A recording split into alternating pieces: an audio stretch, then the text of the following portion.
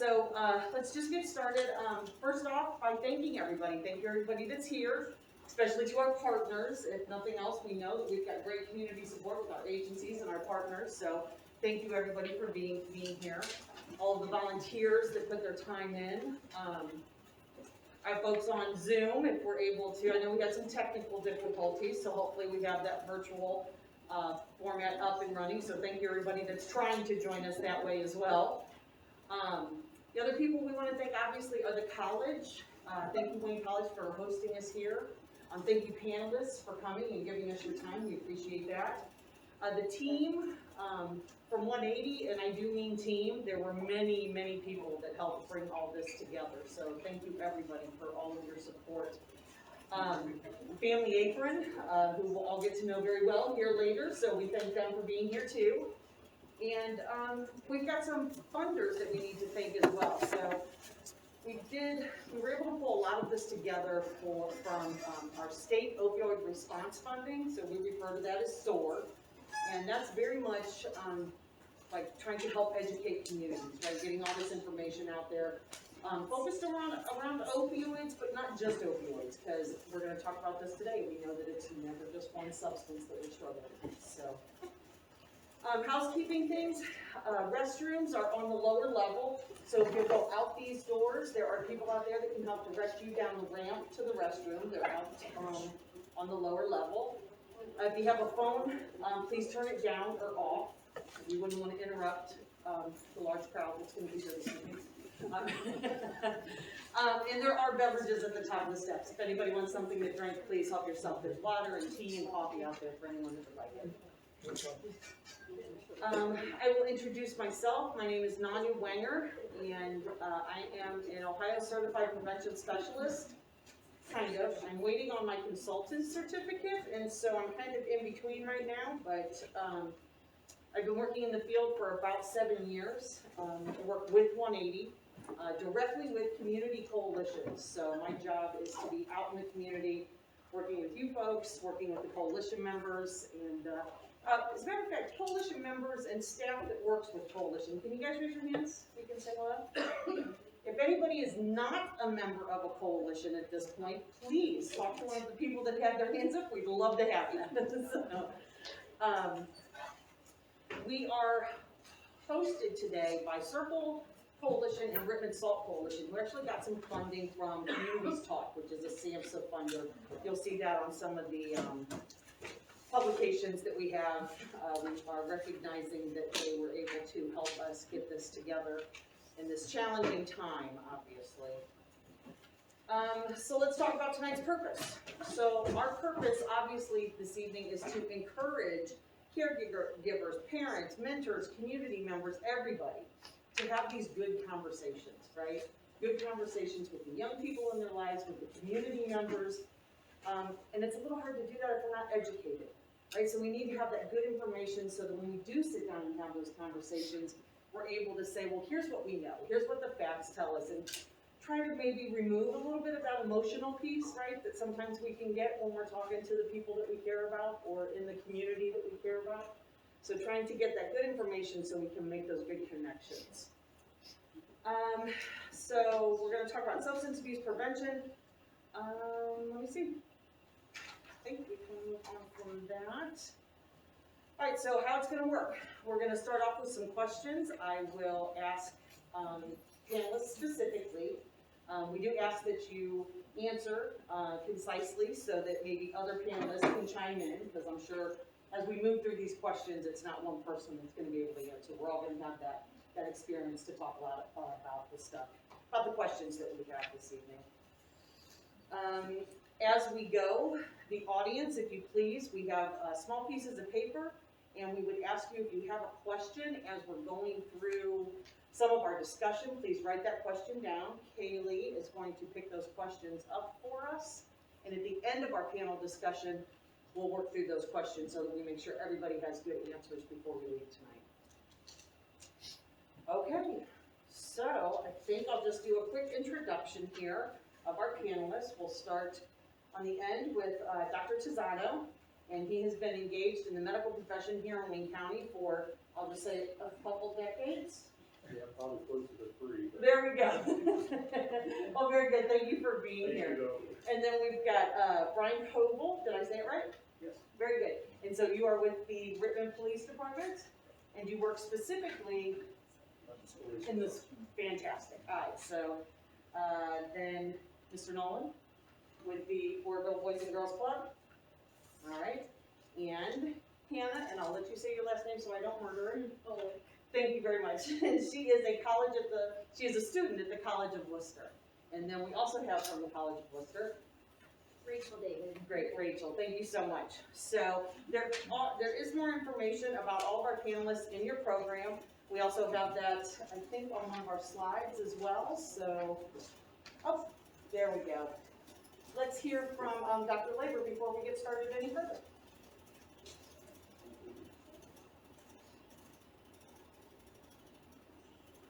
We've already talked about addiction or substance use disorder in the individual. We've talked about what to do as a family member if you have a loved one that suffers from substance use disorder.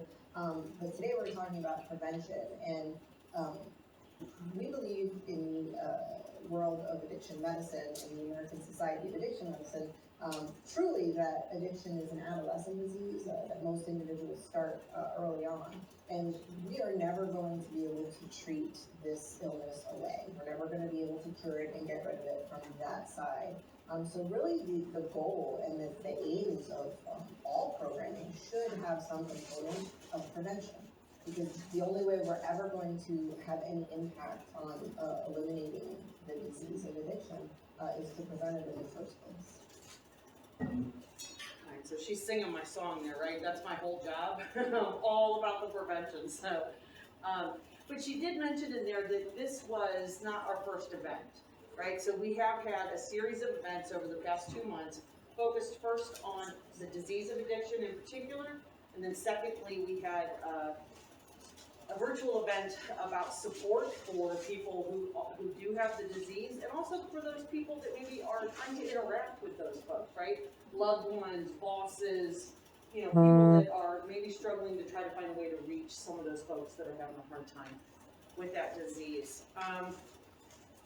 Okay, so we're just gonna jump right in.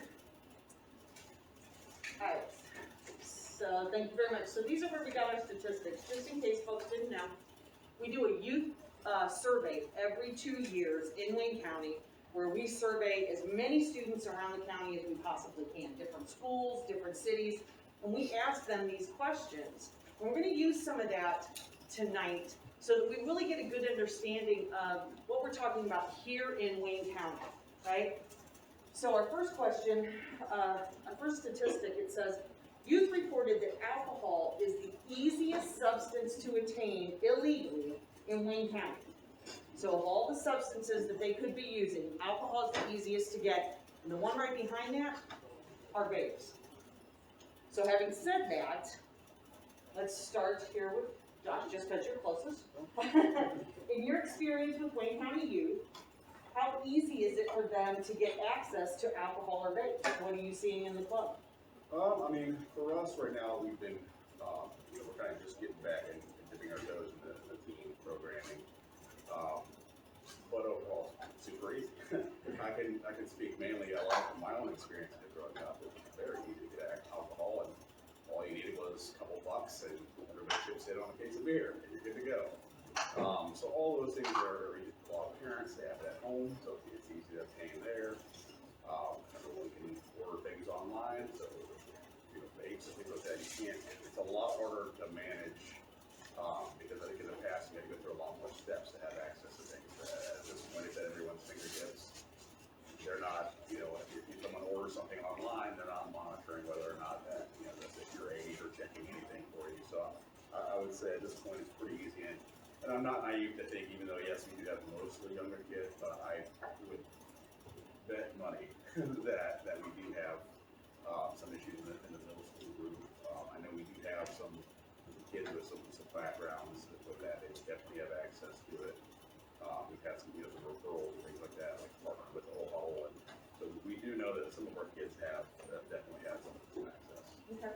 And we're going to talk a lot about some of the things you said, you know, what's happening at home and those kinds of things. We'll dig into that a little bit. I also want to point out that difference between middle school and high school really comes into play when we're talking about substance use. It truly is a turning point. So at the college, so let's say, kind of adult-ish, right, because they're 18, most do, right? But what do we see there about ease of access on the college? Being on a campus with people who can really buy alcohol and also getting nicotine products, I mean, being friends with any kind of upperclassmen gives you a very, very easy way to access those things. And even then, kids get fake IDs all the time. It's very easy to get one of those. And with that, you open up the door to a lot of other things. But kind of just always things. So would you say that on the college campus, alcohol is the most easily accessible too? I'm kind of saying that that's probably the case. Yeah, I think most college campuses, it is a given. Okay, very good. All right. So from a law enforcement side, what do you see there? Being in the school also, I see it's just some fact that mom and dad go out for the evening and leave the teenagers or even some middle schoolers home alone to watch themselves. It's also some fact like Hannah was saying just now, you find somebody older who is able to purchase it. They throw in a couple extra bucks for that person to go to the store and actually use their ID, purchase it, and give it to somebody else. And then it's done. They just go into the local Minute Mart and steal it as well. So it's just a simple fact of that. As far as alcohol, the vapes, we're seeing a lot of people learn results are just basically stealing it from their parents. They think that if the cartridge doesn't have anything left, and the middle schooler or high schooler just takes it and starts using it. And unfortunately, with nicotine being in those vapes as well, they easily become very addicted to it as well. Okay. So our next statistic here is kids try alcohol more often than any other substance in Wayne County. 162 youth in Wayne County said that they had tried alcohol by the time they were 11. All right?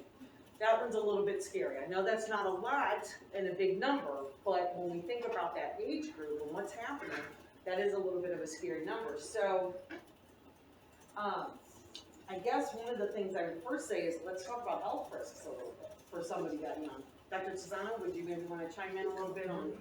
So, alcohol or tobacco? I think we could, whichever one you'd like to start with. So, certainly if we're talking about nicotine, the addictive principles behind nicotine to a young person are significant, not to mention the kind of things that you get from carcinogens, so on and so forth, beyond the addictive side. And when you look at vaping, you're really not any better. I mean, if you had to use it as a bridge, if you're honestly using it to fix smoke, if you do that, have to wean down the nicotine, maybe.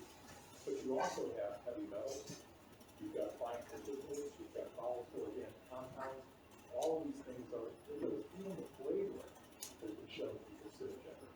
So you're not cutting the corner to something safer like vaping. And it can also be concealed. There are instruments that look like a flash drive. They have in school, you tell what you're using. So there's a problem there. In terms of alcohol and neurodevelopment for young children, and let's be honest, I mean, kids see what they see at home. We celebrate with alcohol, we commiserate with alcohol, we have bad days with alcohol, good days with alcohol. Well, children are very impressionable, and they not only see that, and it paves the way. But I grew up in a family that we really just didn't have alcohol, so it was never a good interest. But we did have tobacco. And so by 12, I was smoking. Would I have been smoking if not? That had anything? Probably not. So make no mistake, we set the stage. So there's a price to be paid. And to really get around it is Dr. Labor said, prevention is the key. Fixing it is very difficult. Keeping it from happening is easy, but you've got to start early. And I would say that there's beginning school. So we're going to ask all of our panelists to speak up just a little bit. Yes, so everybody project. back in our school days, so everybody project as much as we can.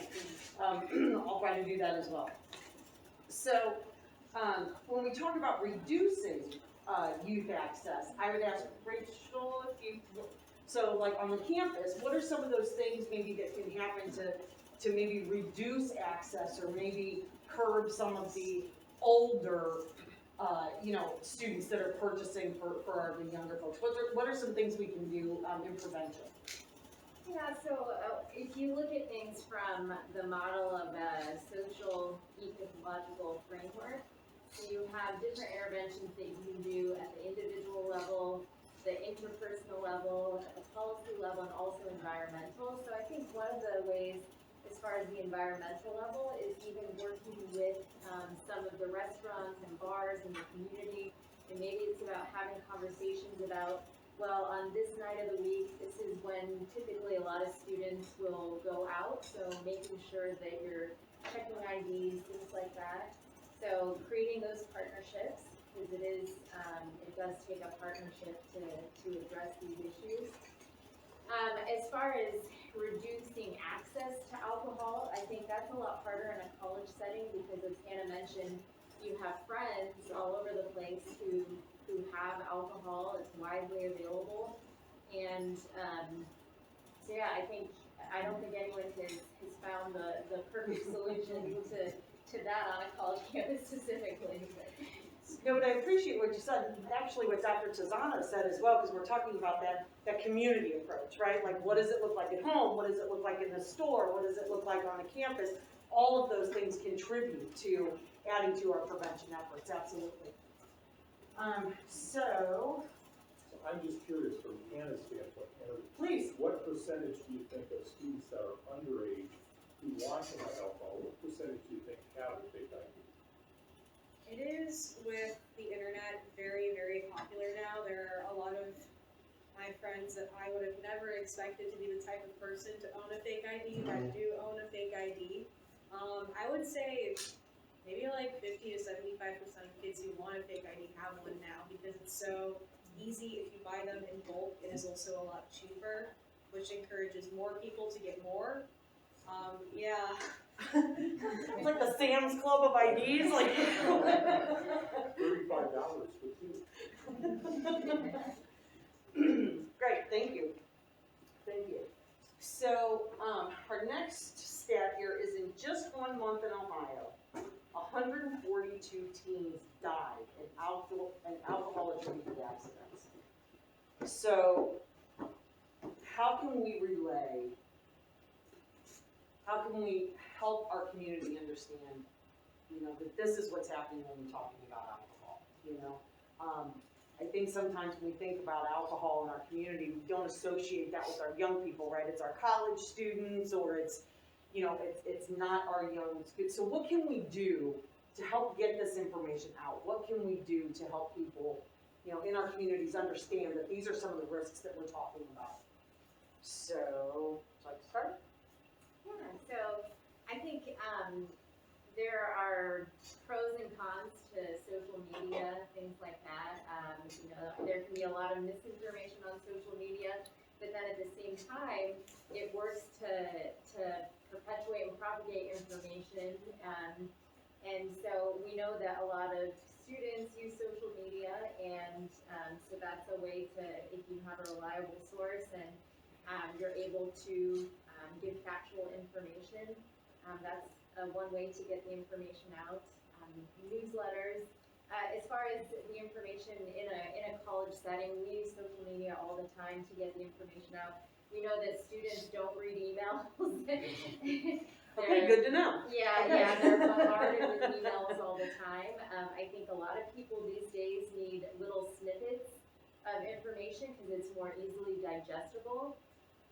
If you send somebody long blocks of words, a lot of times people aren't going to read that stuff. So any type of campaign where it shows things clearly labeled in small pieces of information, that's pretty effective.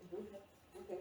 And I'll turn to, yes, please. I know at the school level, from K through 12, when we try to get to our young adults, as far as getting the message to them about drinking and driving, to keep the stat as low as possible, obviously, is the one-on-one contact that I have with them. I get a lot of students who come in and talk to me and say, hey, you know, I've been talking to my friend here, they're talking about going to a party this weekend and things of that nature.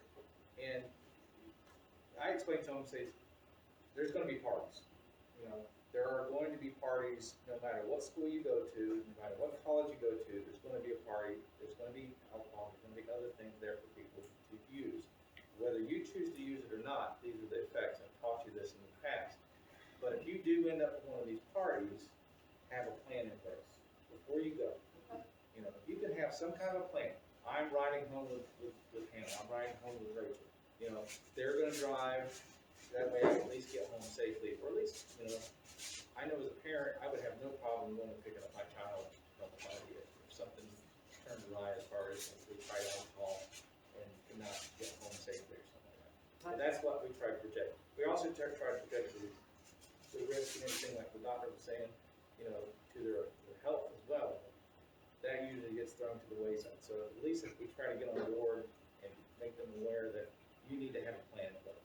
And we're gonna talk a little bit later about a little bit of harm reduction, and I think that's part of what you're talking about there. Yes, sir? Yeah, I think Brian's point about an exit strategy is really important. You know, even for the parents to say, look, all you have to do when you're in a comfortable situation is say, I got a call, I got no problem, and pick up our kids, you know, ask a simple question. We call that refusal skills, just so. What's happening here after they made the call? So that exits the conversation. You know, and if they have that conversation beginning early, and there's no age barrier here. I mean, you start when they're young enough to listen to it, and you just keep reinforcing it over time. Dinner table conversation, so it's very laissez-faire, and they just see it as a given. Great point, great point. So I will ask, Josh, maybe you could speak, you deal with parents, obviously. So talk to me a little bit about what can we do, or what are some good ways to maybe relay some of this information to the parents so that they are educated enough to have those conversations that the doctor was just talking about? I mean, for us, I mean, like, one thing we need to do better, you know, is let them know what kind of programs we're running. So often they just kind of see us as, okay, we drop our kid, we don't really do the best job of telling them the things that we're actually doing in there. So I think that would be one thing to look at the topics that we're hitting, giving them more access to what the programs are, and then using the surveys to see what, you know, type of things, the issues that may be happening, or things they would like us to address. I think there's going to be a fan of this information. I think it's getting out there to them as frequently as we can. Because I think that's an area we fall a little short on, because folks kind of, they see that they get dropped off, they see that they pick them up. That's kind of true, they're not that involved. Sure. Well, I can tell you that when my kids were young, I was pulling stuff out of the bottom of that book bag that I hadn't seen for, you know, a month later, or, so I think that, you know, trying to find those good ways to have those short snippets of conversation, find out what it is exactly that maybe they're looking for, or what, you know, making sure they know what's going on, are all really good ways to move that forward. Okay, our next step. Oh, I'm so sorry, yes. I just think it's also really important when parents are talking to their kids, like the short conversations are really important, but also non-judgmental and not using like a fear tactic. Because when parents do use the fear tactics, You guys are singing my song. We don't do scare tactics, we do good conversations. You guys are nice. Yeah, it's definitely a fine line, because it's like, it's not the extreme fear to where they'll never tell you anything, but then at the same time, the line of not being their pal, to where you're, you know, may even be providing, you know, Sure. in some cases. So it's somewhere in between that we've got to kind of figure out. Yeah, fantastic, great.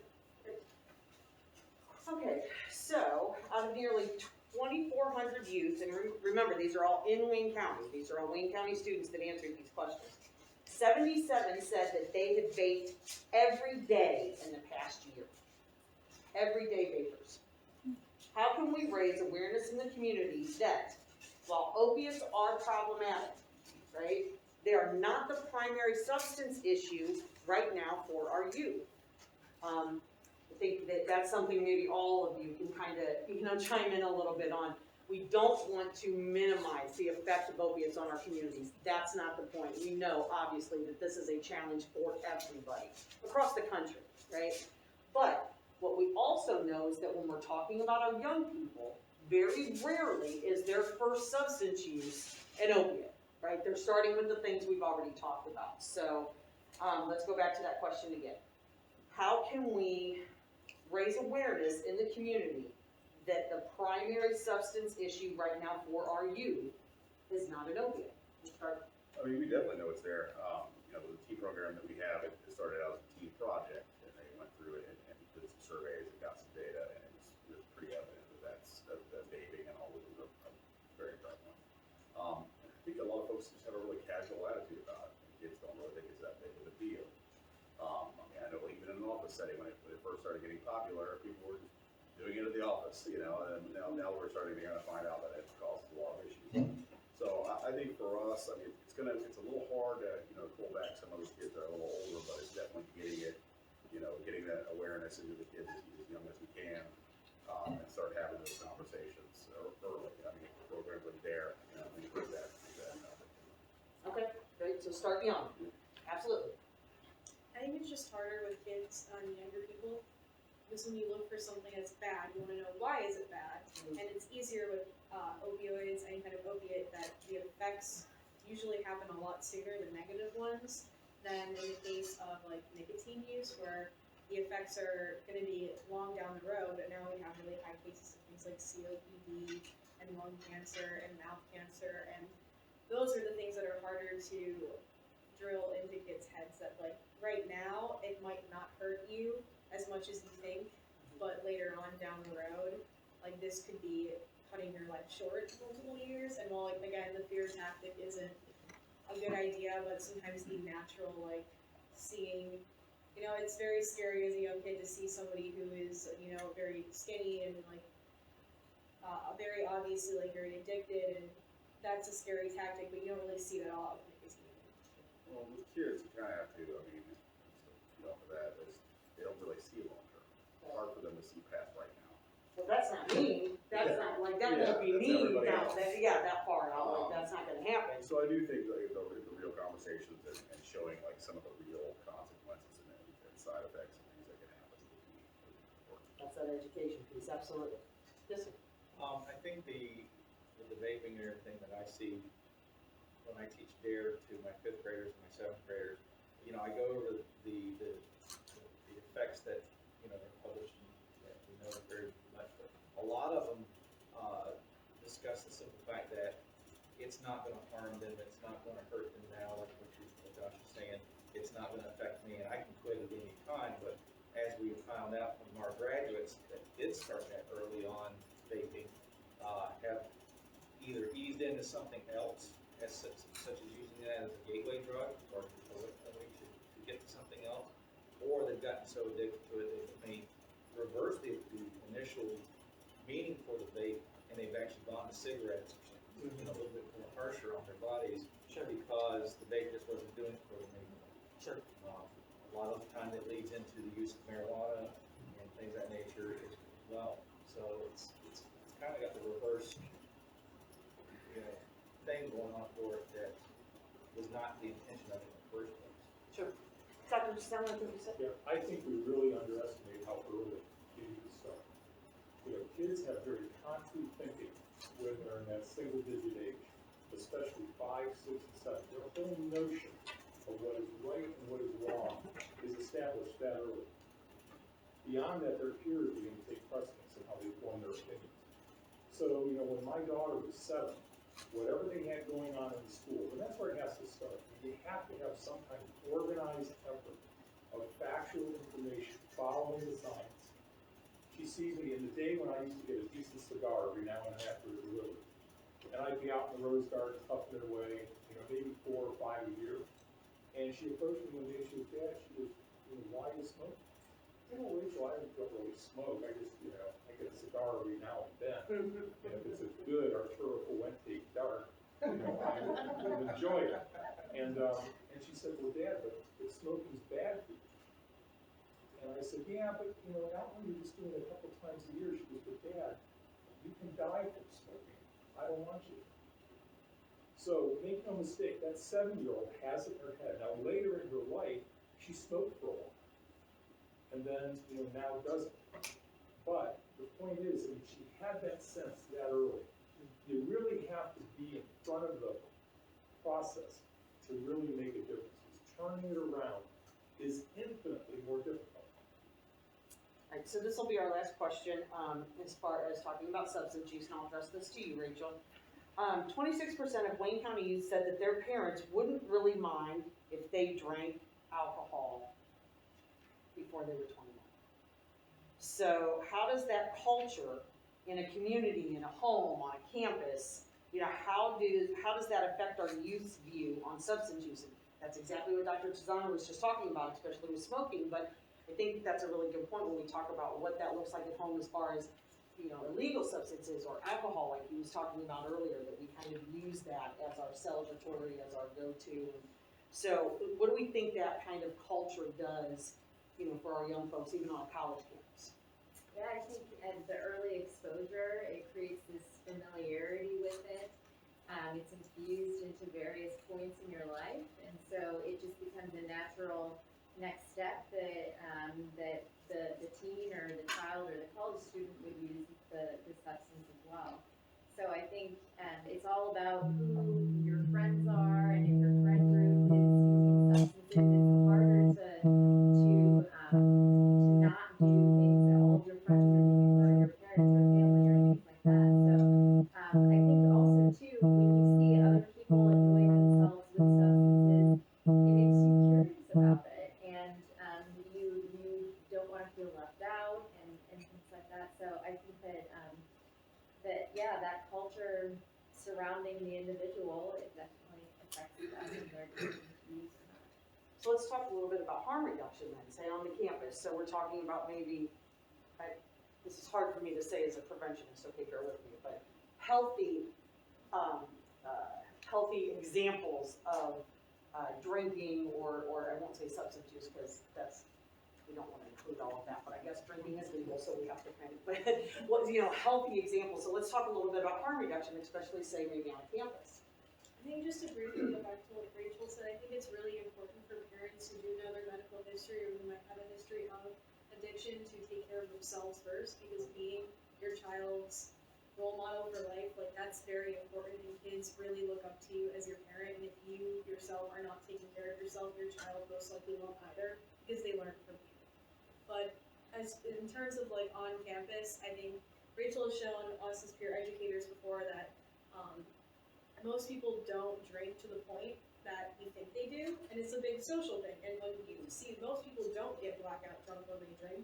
Most people just get kind of tipsy when they drink. And if that's kind of communicated among most of the students, it kind of reduces a little bit of that, like, oh, I don't have to drink to the point of blacking out because most other people aren't doing that. Like, I would be the one who's left out if I'm doing that. Good point. Good point.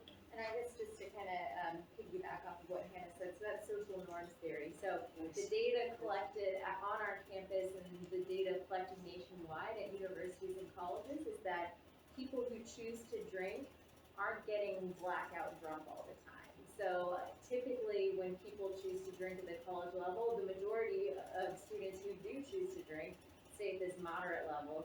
So if you have in your head that if your perception is that everybody is getting blackout drunk, you're going to feel pressured to do the same. But when we can correct that perception with the correct information, then you feel less pressure and you realize, oh, that isn't the norm. The actual norm is this.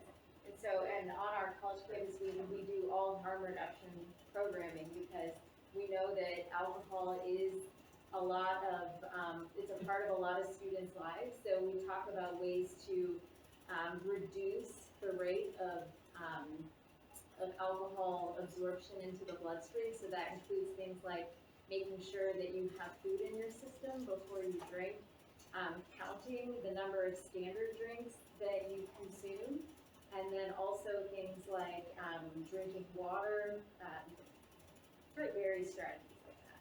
Fantastic. All right, so we're going to talk a little bit about assets now, and let's see. 60% of Wayne County youth participate in an organized school activity outside of class.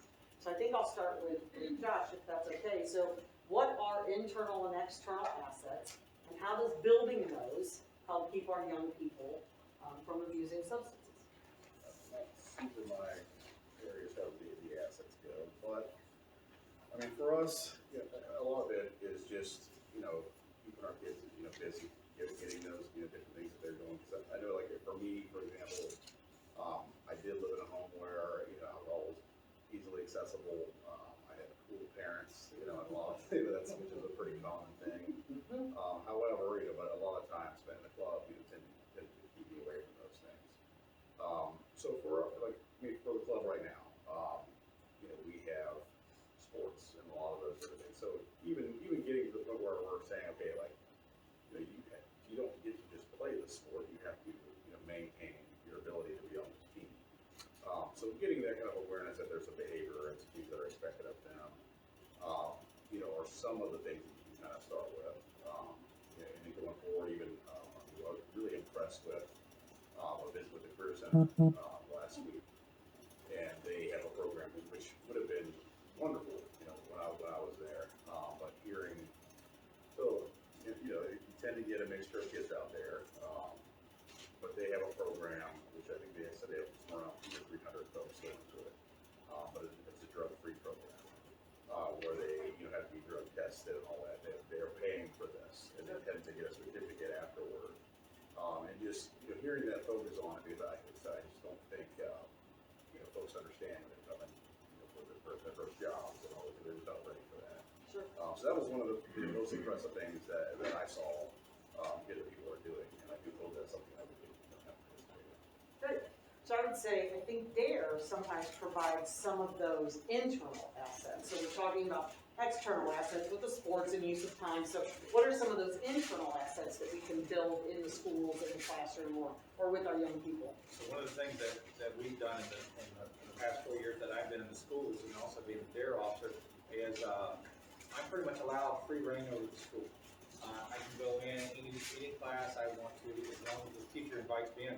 And I guarantee you 10 out of 10 times I go to a classroom and begin speaking something. The teacher has no problem with me being there, but also the youth, the students, normally have questions about something. And it goes back to kind of like what Rachel was talking about. If I go, talking about a young girl, a student or something like that, if I go to a party and I start drinking alcohol, how much food should I eat before I go? And I'm like, okay, well, it really depends on your size and things of that nature, and how much, what kind of food you're gonna eat as well if you're planning on consuming alcohol. But the ability to allow us to teach the students early on, like Dr. Tizano was talking about as well, is giving them the information early is key in prevention. And if you can teach them to, look, this stuff is out there, it's not necessarily good for you, and I would definitely recommend staying away from it. Is probably the best method. That's how we do it inside the school. So building, so they have the information, They have the need information to ahead of determine time. it's not something. Exactly. Okay. Sorry. No, go ahead, please. I mean, I was already in college, for a minute, and, just even seeing that, like, where kids didn't have that, they come from, more sheltered homes, or some of these small areas where they didn't have, like, full access to, to whatever they wanted. And I would see, the first few schools take right. I mean, some kids were done with, weren't even there, were packing their bags after the first couple of days. So you could definitely see, if some of those kids had some of those things in front of them, that it may, help slow some of that down so that they're at least aware.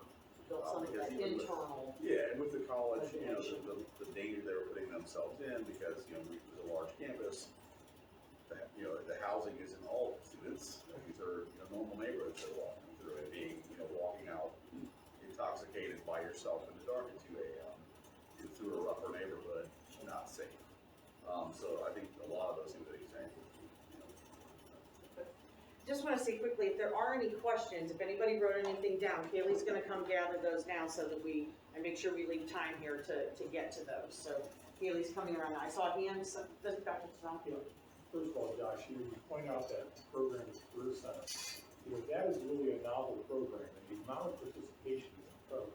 And they are the go-to population for jobs. Those students are hired first for internships. Dr. Tizano, Could you mind pulling your mask down so we can hear you just a little bit better while you're talking? Yeah, so Very the, perfect. that program that they have for this one is incredible. They randomly and systematically screen. And random screening is very important, because you can't prepare for that. You can circumnavigate systematic screening. So those individuals are the first ones to get hired, the first ones to get internships. And when I think of these internal assets, these are things in my mind that the person has inherently. Their sense of character, purpose, passion for something. You know, those are things that parents help build. Confidence in oneself, responsibility for oneself and others, accountability. And then when I think of external assets, I think of what you do. You know, mentorship, people that can become important to that individual, their teachers, a relative, a friend. And, you know, those are important assets for all of us externally. Throughout our I think entire Rachel, lives. Eric, I'm sorry, not Rachel, I'm sorry, Hannah. I think you do that being a peer educator, right? So it's not just, you know, the doctor or the staff member up there talking, it's peer to peer. I think that happens there as well. Yeah. Did you have something else you wanted to add? Yeah, and like peer to peer, it's kind of shocking sometimes. There are some things that you think are common knowledge, especially in the first week of school. There are a lot of people that do not know you cannot drink vodka like you can drink beer.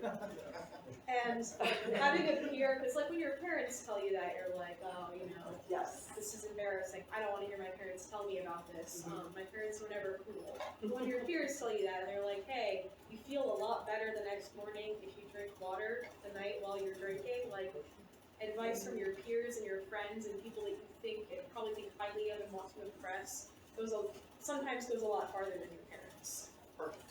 Perfect. Well, I want to move on to just these last couple of things. Is that 41% of Wayne County youth stated that they rarely talk to their parents about what's right and wrong. So I'm going to take just a couple of minutes and maybe we'll ask just one of our panelists. Does anybody have a burning desire to address this one, or is it okay if I just call on somebody? Dr. Tizano? I just have to say, as a gynecologist, you know, the things you hope to get through your kids through school about getting someone pregnant or becoming pregnant. So, you know, you can't be a gynecologist in a small town. So sex education was a critical step. And we had these conversations regardless of age, dinner table conversations. Same thing with drugs and alcohol. Dinner table conversations, all present, same conversation for all. And they pick up what they can pick up that's age appropriate. I don't worry about the conversation being age appropriate. I lectured all over the country on birth control, and my 8-year-old son used to go with me and set up the projector. And any question the doctors couldn't answer about the vagina for NuvaRing, I would just point to my 8-year-old and say, and he would answer. Now, he couldn't use it in a sentence, but it's there. So, you know, it's dinner table. It has to be a relax. You can't wait for the 4-hour drive to grandma's house to beat him up with the conversation that you want to have. Perfect. I think that goes to, you know, the non-threatening conversations, right? Like, let's make it that everyday conversation so it's not so hard. That's what I was about to say. It need not be a judgmental conversation at the dinner table. Not hold. It's almost like it's an open field to release anything that you want to talk about. Should be at the dinner table or even just in the living room, you know, with the whole family there. It's just a non-judgmental. You should not hold your kids accountable for that conversation because they are opening up to you. That's just what I wanted to put out there. All right, so our last thing here, I just want to end on a positive note, right? So let's make sure we do talk just a little bit about, it says 59% of Wayne County youth aren't sure where they can volunteer in their community. So we've got, you know, 40% know where they can go to be of service, right? And the rest don't. So what are some positive things that are happening in our communities now that would be a benefit to our youth? You want to start? Sure. Right. Boys and Girls Club. We love to have some team ball. So we have endless sports. I mean, we just took on baseball, we took on wrestling, so we have a ton of these volunteers. Also, you know, with the team program that's starting, we want volunteerism to be, you know, one of the cornerstones of it. So we've got, we're starting with what's called the Keystone Club. And that's kind of a youth-led, I would say like a civic group, where they kind of help have a little bit of a voice in the program that we do and the activities that we do. And then as well as taking on some, at least some local volunteer projects where they can there's tons of stuff out there in tons of places, but it's just getting more out there. Okay, so maybe on the campus, let's hear a little bit about some positive stuff there. I think kids are really, especially in today's environment, high schoolers and college students who are planning on attending more school, are very concerned about making their resumes look good. And if you can advertise anything like that, that this looks amazing, because volunteer work is incredible on your resume, but also a lot of times people find like their passions in that kind of stuff too. So maybe by starting as advertising it as something more, you know, this looks really good for your future grad school, but people really do find what they love. Very good. All right, so we do have just a couple of questions. We're getting close. I want to make sure everybody gets to eat. So let's go through these. So the first one here says, how can the community win the communication battle against the large industries that tell people, kids included, that alcohol, cannabis, tobacco, and vaping are normal or even necessary in some cases? So I know some of the stuff the coalitions do. I'll put in a plug for the coalitions. I actually was just in a classroom the other day talking about alcohol advertising with the students. And it's one of the few programs that actually does that kind of thing, instead of going in, like we've already talked about, going in and saying, no, no, no, that's the bad thing, don't do it, you know, maybe isn't the best approach. So what are some of those other ways that we can communicate? Please. I think something that's really important to bring up to your kids, maybe at an age-appropriate age, but the fact that these are capitalist companies, and you don't have to like talk about how capitalism is, you know, a negative thing to them, but that capitalism does involve they want profits, and if they want profit, they're going to get profit by making what it might not be good for you, but that's not their main intent, and making that clear to kids. It's a great one. Great one. Anybody else have anything? I usually get the same conversation in the classroom. You know, they ask about, you know, the new beer seltzer that's lime flavored or strawberry flavored, you know. Sure, You know, sure. you know, why are they allowed to put this stuff on the television or even online? Because most students, I guarantee you, don't watch normal television. They're online watching streaming episodes and stuff like that. And they get these commercials and it's just bombarded in their face and everything. And they're like, how can they have a commercial when it's bad for you? And I have to explain to them, I said, well, first of all, the people that are permitted to consume alcohol, in this case, are adults. They're over 21 years of age. And on top of that, they ask you to drink responsibly. You know, not go out and get blackout drunk and things. Do things in moderation. I'm not telling you you're never going to drink. I'm never going to, you know, that's going to be your choice, you know, ahead of in your life and everything. But what you need to do is realize that everything in moderation. These are big companies like Hannah's talking about. You know, they are out to make a profit, and that's why it ends up on television, you know, right in front of, or their computer screen or their tablet. Sure. Very good. All right, so everything shared tonight has been great information. There has been a repeated message stated that early education and intervention is key. So I think we've all kind of touched on that tonight. So why is this information only shared during certain grades or periodic school-wide assemblies? And I'm not going to say anything because that's you're singing my song again here. So so I'll see. Does anybody have any? Please. All right. So I'm a DARE officer. I teach DARE specifically for 5th and 7th grade. But we were talking earlier. I have a drug awareness program that I also go into the classrooms and I teach, you know, per grade, and it's pretty much elementary all the way through high school.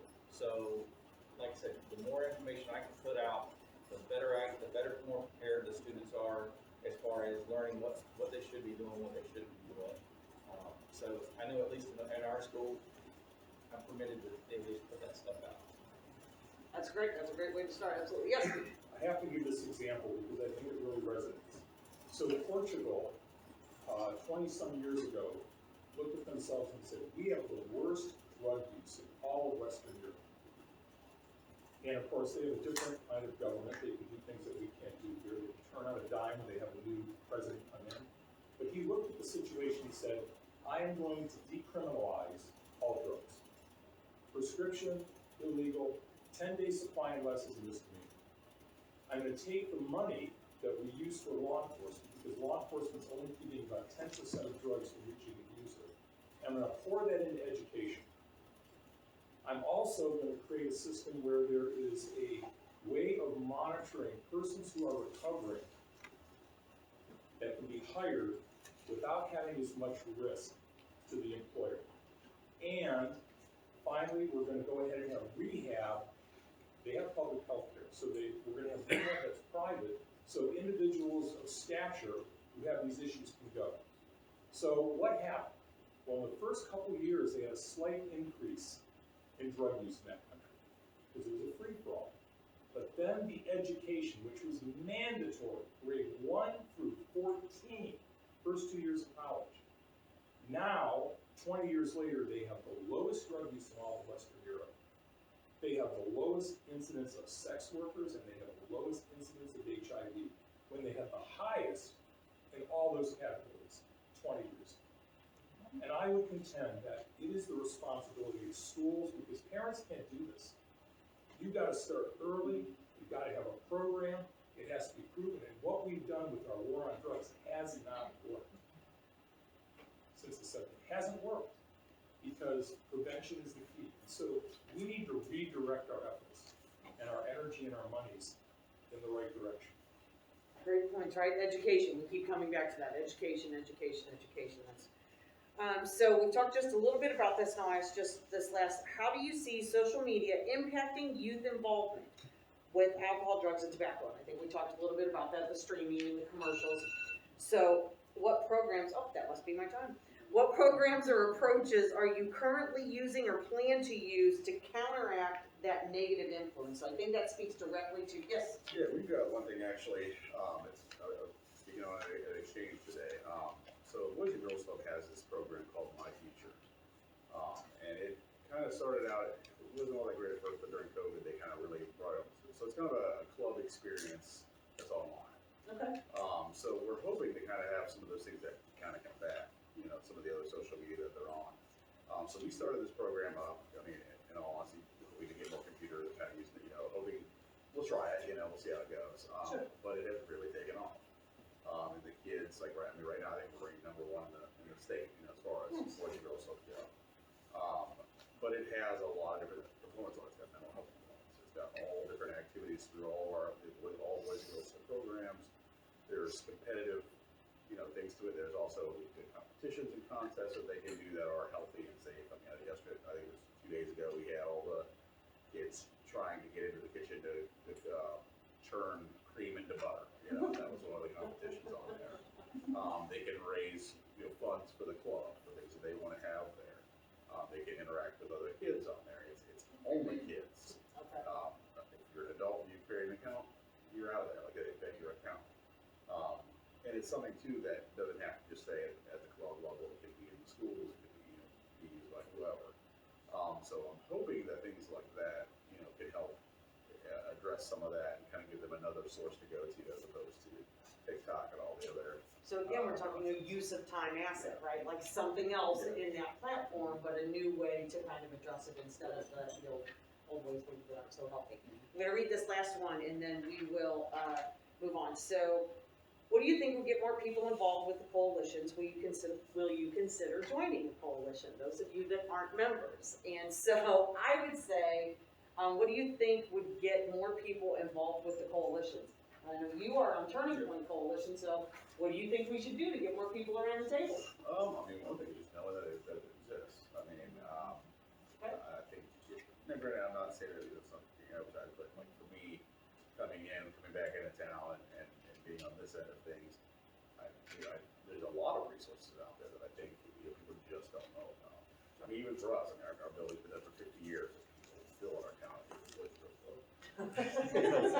This giant building across from the schools. Right. So I think it's just getting out there and you know, continue to recruit folks that may not be in the typical area of what you would think. So I think a lot of times the natural go-to of who to go after. I appreciate that comment. But Absolutely. maybe finding some some corporate folks or some folks that are out there that may have some impact there as well. It's one of the things we haven't talked about much tonight is diversity, and I think that that's something to really consider when we talk about how to help all of the things that we talked about tonight, right? Like we've got to get outside those boxes. We've got to think about things in a little bit of a different way. So I appreciate everybody's patience and your input. Thank you so very much. I'm gonna let our panelists, if you're interested, to please take a break, go help yourself to some food or something to drink. The restrooms are right outside. And I think the next thing we're gonna do is Kaylee's gonna pass out some surveys for us. And as you finish your surveys, you can go up the steps. One of our volunteers will take that survey from you, and then we'll have you go through the line as well and get something to eat. We encourage you to stick around and have some conversation. There are small tables on the side of your seat there, so you can bring your plate back to your seat and enjoy some food and maybe some conversation with your neighbors or with our families. Thanks, everybody.